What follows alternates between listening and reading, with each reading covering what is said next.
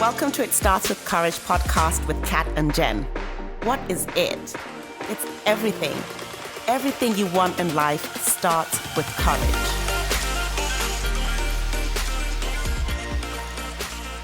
Kat, Jen?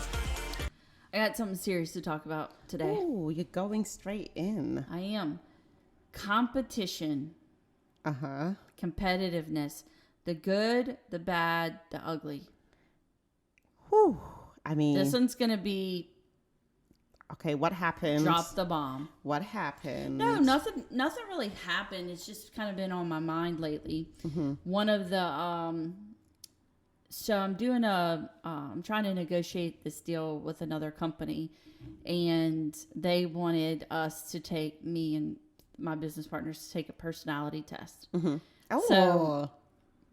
So I took this test, and I've taken it in the past, but I feel like if you, note to everybody out there, if you've taken a personality test and it's been over like 5 years, you probably should take another one, because I feel like people your personality change. But so one of the things they measure on this test is your competitiveness, which I've always been pretty competitive, but I mean, you're an athlete, you're a coach as well, so they measure your normal, like your natural state, and your adaptive state, right? Okay. So my natural state, it said I was in the 80th percentile, like 80% competitive, just natural, like nobody has to prompt me. She wakes up like ready. Yes. And then like the adaptive state is like 100%, like off the chart. Like, yeah. Like Michael Jordan, did you ever watch The Last Dance? I did. Okay. Michael Jordan. Like he would make up things like that people would say about him. He would like make them up in his head and believe it to get him mad and ready to play. So he could like crush them. But I think you have to, sometimes like for those people to be the greatest, I think to truly be the greatest, your competitiveness has to be out of this world. Otherwise, what's going to drive you and push you? Yeah. So that's kind of I wanted to kind of talk about that, because there's been times in my life where that competitive drive has like been a asset.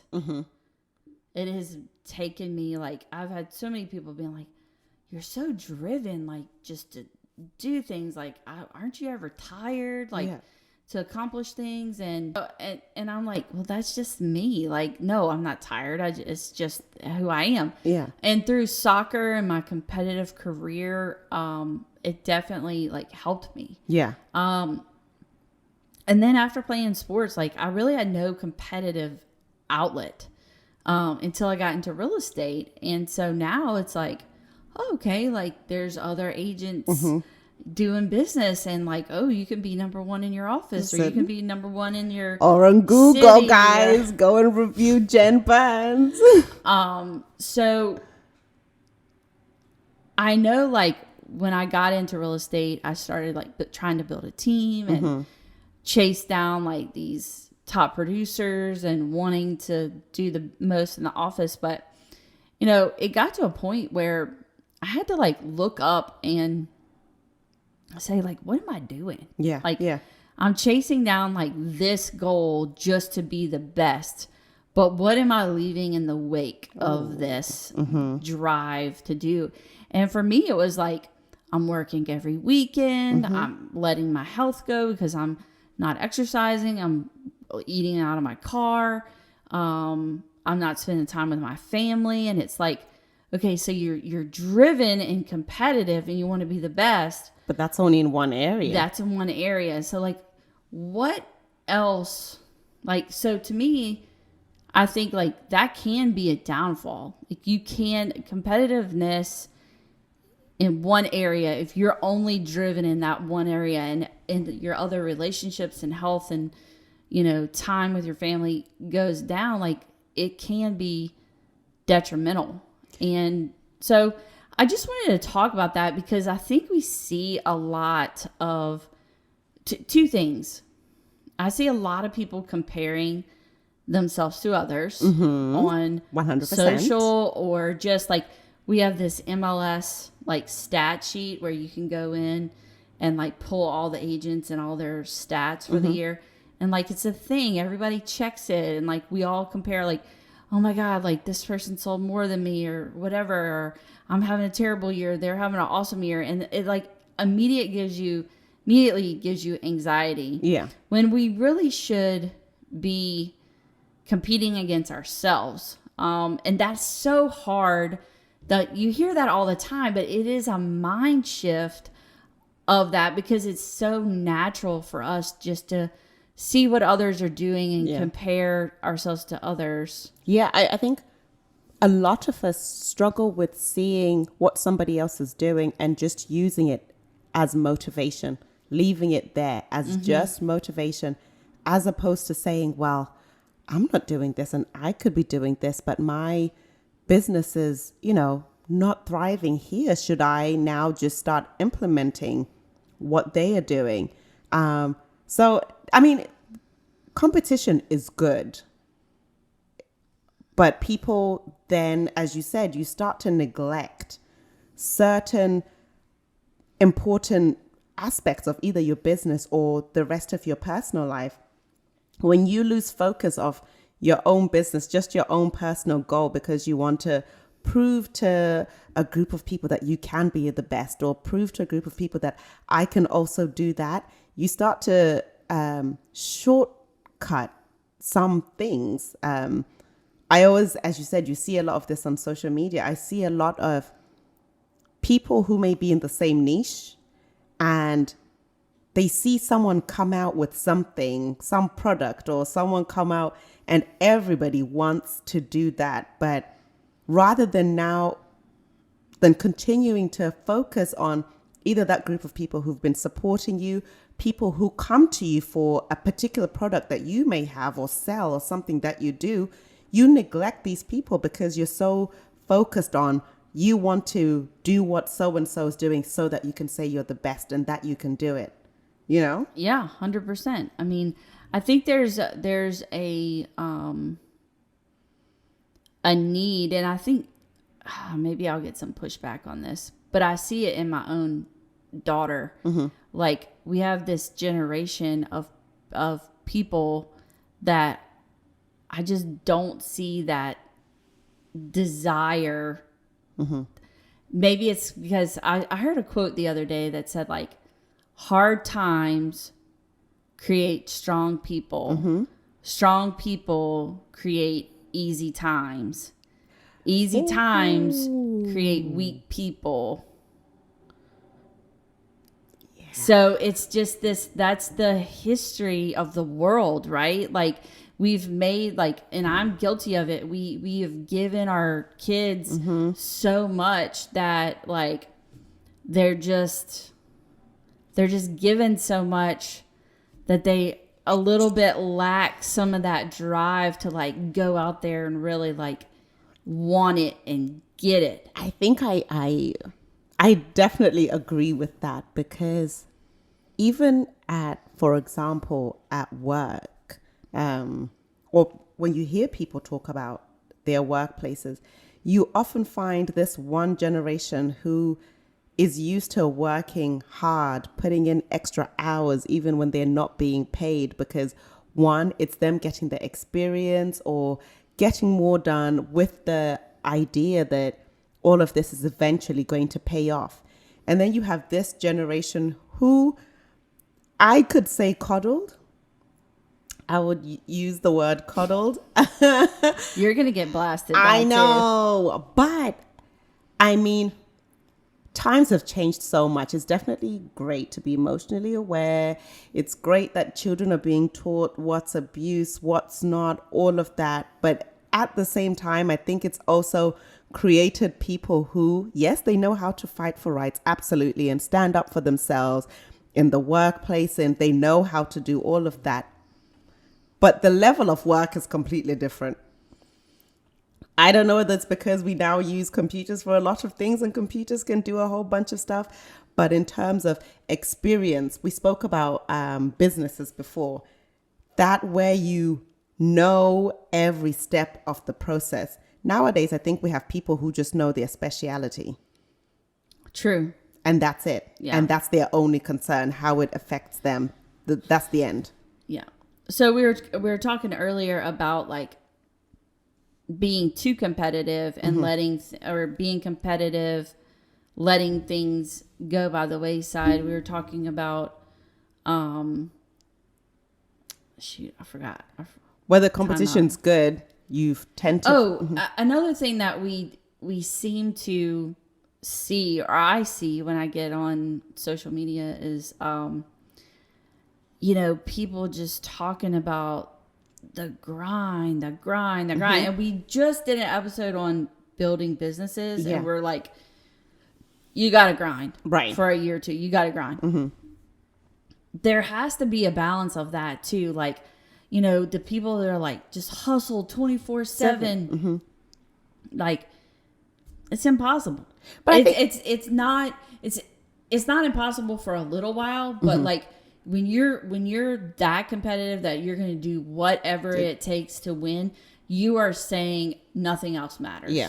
I mean, I think there's a difference between the grind and a competitive grind, right? There's a difference between the grind and competition, because you could be grinding for yourself, some product that you're coming up with. Look at, for example, your workflow shop.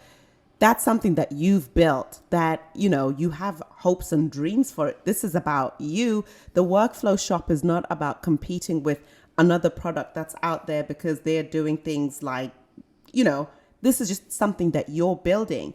Whereas if you look at, on social media, TikTok and Instagram at the moment, everyone just feels like Instagram is so heavy into copying everything that TikTok is doing and trying to get the same features on Instagram as TikTok, because TikTok has had this amazing success over the last 2 years that nobody likes the new Instagram. They don't know how it works. They feel like the developers have forgotten not the originals of Instagram, but people liked Instagram a certain way, but Instagram is not focusing on that. They're focusing on being like other apps, that they're not paying attention to what the people are saying, what they want and what they like. They're two different platforms, but they're in so much competition with TikTok that they've lost sight of, I feel, the people who actually matter and whether people enjoy using their platform. They're just focused on being like TikTok. But you and Workflow Shop, you grind and you're obsessed with it. You may work hard, but you're not in competition with somebody else. Yeah, I think the overall message that I'm trying to send is like, just after taking that I mean, I knew I was competitive, but like after taking that quiz, it just kind of put this or test, it kind of put it in my mind that, we can use our assets or our strengths in good ways and in bad. Like, I think a strength can, like being competitive can help you, get a college scholarship, be the best player on the team, play professional soccer, achieve your dreams. Yeah. But it can also be detrimental if it's not kind of channeled in the right directions. And for you to be able to, for me, in 2016, I kind of had that realization, why am I pushing to grow this huge team and chase these numbers just to say that I'm number one, and all this stuff is falling by the wayside over here? At the end of the day, my family, if I die from health complications, they would take me being with them over a certain amount of money any day of the week. So I think we have to balance things out. And then I think the way for me, that was really, really hard for me. That was a internal struggle and battle to say, okay, relax. I'm okay with being second, or I'm okay being third, or I'm okay not being in the top 10. That takes courage. A lot of courage. Because I'm going to put these things that are important to me first. So, it's just, there's there's ways, I guess, to reel that in if you are a super competitive person. I think some of the things is just not like, I'm not letting myself this year get on this MLS stat thing, because I know as soon as I look at it, I'm going to have like this anxiety about it. And so I think like trying to put yourself in a position, if you're trying to make that change, and maybe it's not competitiveness for you. Yeah. That's what it is for me. But if there's something in your toolbox that, you know, like could be used like for good or evil, and you're trying to set boundaries for yourself to live a more balanced life, like find the things that cause that anxiety or cause that super competitiveness, and like try to find a ways to cut those out. So for me, it's like, I'm not going to look at those stats. Yeah. I'm not going to pay attention to like what other people are doing, because it doesn't affect, like I felt myself this year. This year in real estate's been very weird, but the first quarter has probably been one of my best first quarters ever. Wow. But I felt like I was hearing all these other people and what they're doing, and I just constantly felt you're not doing behind enough. Or it's not good. And I'm like, I'm having this conversation with myself, like, you're having a great year. You're having a great first quarter. Like, who cares what these other people are doing? It doesn't matter. Like, you have to like find a way to have the conversation with yourself to be able to say, like, you focus on you and focus on your goals that you set for you. What everybody else does doesn't really matter. And I guess like in that, you chose your family happiness over being number one in something. And just before we close, it made me think of something. All these athletes, I've been listening to other podcasts that talks about, you know, how hard athletes work to be the best, and they dedicate literally every day to training. They dedicate millions, you know, to recovery. And I thought, for example, Kobe fans, don't kill me out there. He was the best at what he did. He had that, what do you call it? The mamba mentality. He lived, breathed basketball, and he had a great run, retired. And then while he was now getting time to retire, he's gone. Yeah. So obviously he was the greatest. Is the greatest, is. I don't know what people are saying about LeBron James. Probably was. Yes. But, you know, all that time, that's where most of his, I mean, I don't know what his home life was like, his family life, but the amount of time he would have spent he had to have been competitive, being the absolute best compared to time with family. And speaking of Kobe, and we can close with this, but if you've ever, there's a great book. There's actually two, by Tim Grover. Yeah. The second one he wrote is Jed reads a lot of Tim Grover. It's called Winning. The first one... Oh, we've talked about this. I linked this in one of our episodes. Yeah, the first one, I forgot the name of it, but they talk about like cleaners and closers. And Tim Grover was a personal trainer, basketball trainer for Michael Jordan and Kobe.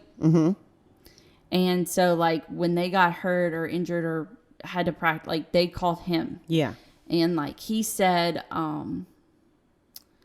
one thing that Kobe would do, and just like the mentality of this is just blew my mind. But one thing Kobe would do is like if they would have a game at the Staples Center and they had to like get there like 2 hours early for the game, like, and he knew like one of the other players was going to get out there early and shoot.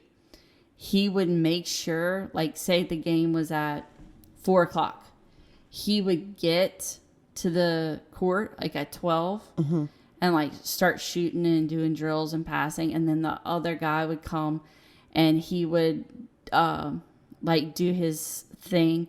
And Kobe was like, he would stay out there. Yeah. There was no way he was going to leave before the other guy, Okay. because he wanted the other guy to know that there was no way he could outwork him. That's a mentality right there. I mean, that is before a game, to get there 4 hours early just to get in the mind of your opponent, to get that mindset like, this guy has no quit. He's never going to quit. He's never going to let anybody outwork him. So that's a Kobe story in the book. If you are a Kobe fan or a Jordan fan, that's a great book to read. Yeah. Wow. Well, friends, competition. How are you when it comes to competition? Where would you let us know? Actually, if you guys ever decide to take a personality test, we'll link one on our website and on our socials. Take one and tell us what you get.